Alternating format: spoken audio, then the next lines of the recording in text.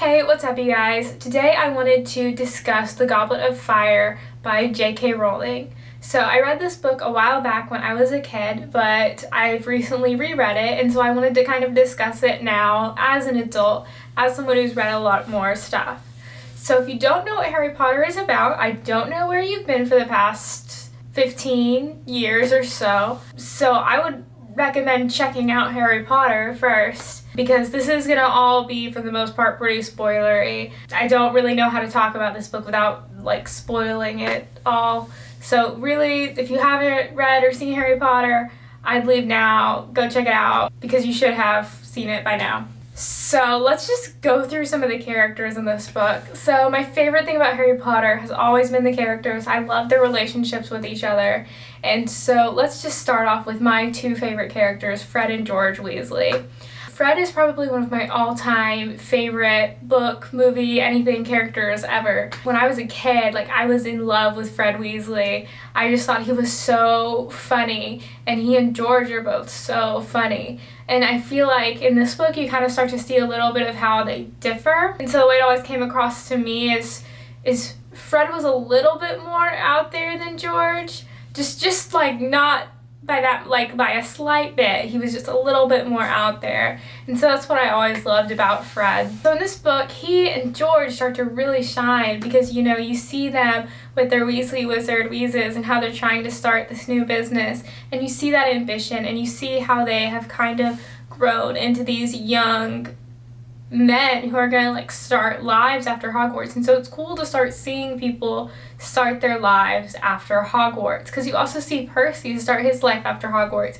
And with Percy you also see all of his super ambition, and Percy just wants to get up there in the ministry, but he doesn't realize that family is so important. So even though these are adults, they're still learning things, and as an adult who's still learning things, I find it really relatable. So overall, the Weasleys are just super relatable characters to me, and how they're so flawed. They're not perfect characters, they have their flaws. The twins really don't listen to their mom, and sometimes they can be a little disrespectful, but they still kind of have that good core to them. And so that's what I love about just the Weasleys in general in this book. And then Mrs. Weasley too, she is such a mom to Harry. Oh, Harry doesn't really have a lot of family, and everyone talks about all of Harry's father figures in the books, and there's all this huge debate. Is it Hagrid, or is it Sirius, or is it Dumbledore? Who was Harry's dad? But no one's who's Harry's mom?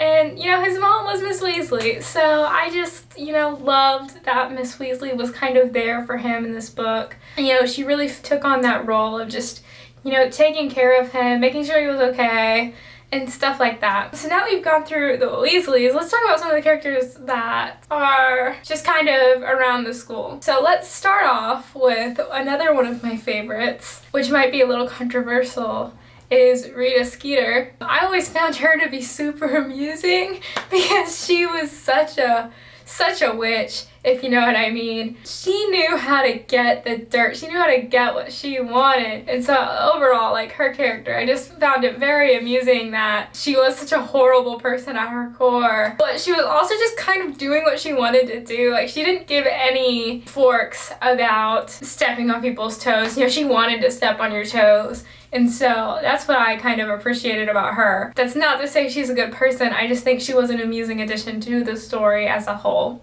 Next, let's talk a little bit about Dobby and Winky. So one of the things that I really thought they should have included in the movies was Dobby and Winky, because they add such an element to this whole story. Whenever Dobby comes back in the 7th movie, it's where has he been this whole time? But if you've read the books, you know. And so I just loved Dobby's inclusion in this book. I love how he started working for Hogwarts. I love how you see him just collecting all of the clothes. And I love how Hermione is trying to fight for household rights even though they don't want them at all. They don't care.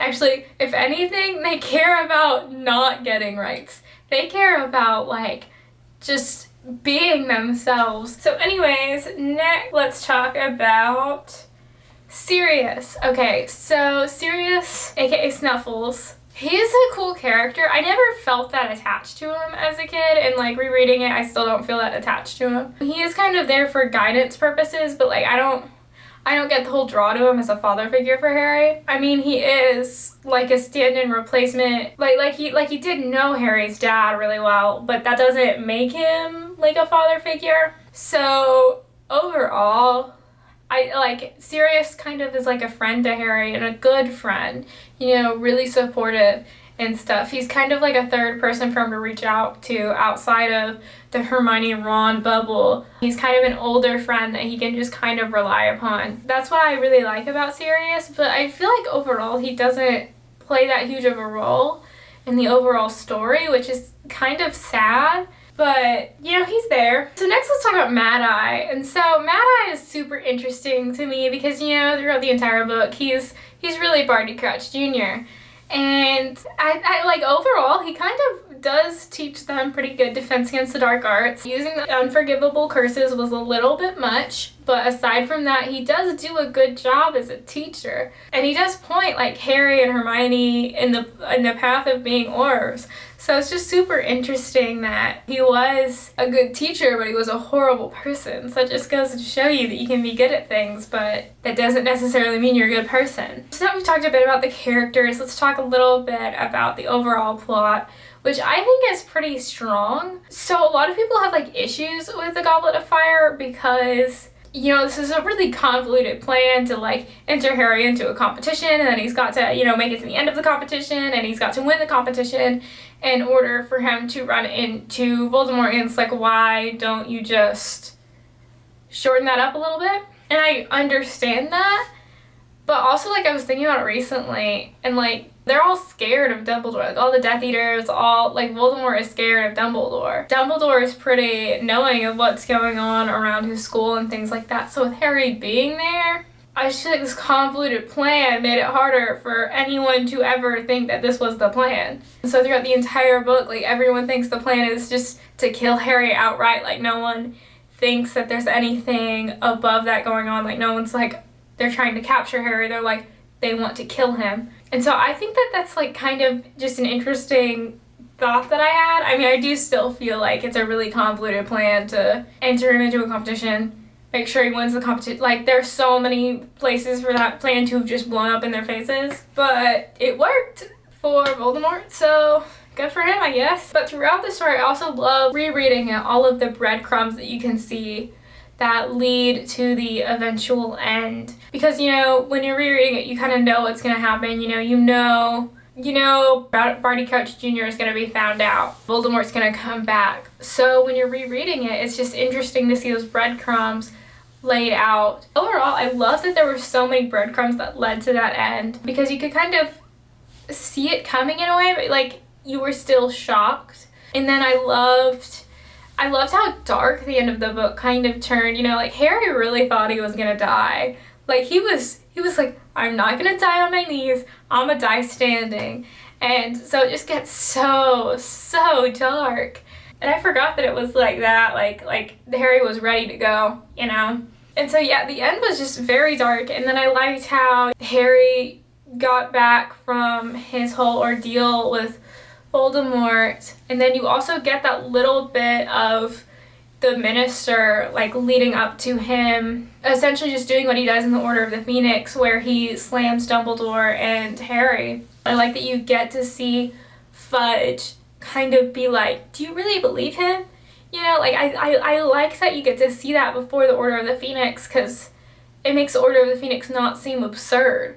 Because when you watch the movies, like it just seems ridiculous that Fudge wouldn't believe this, but when you read the books and you know like everything that's Rita said, and you know who Fudge is, and you know everything, like it just makes so much sense. And so I loved how at the end it was also very kind of like ominous, and it kind of leaves you with this sense of foreboding and like bad things are gonna come and we're just gonna have to face them. And I really liked that, and I loved the end of this book.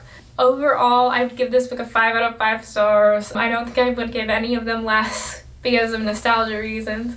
I understand that some of them have their flaws, but Goblet of Fire is probably one of my favorite ones in the series. It's not my favorite one in the series, but it is one of my favorites. So I look forward to doing this again. I plan on rereading Order of the Phoenix next. Be sure to like, subscribe, share, and hit that little notification button if you enjoyed this video and would like to see more content from me. I post videos every week, so I will see you then. Goodbye!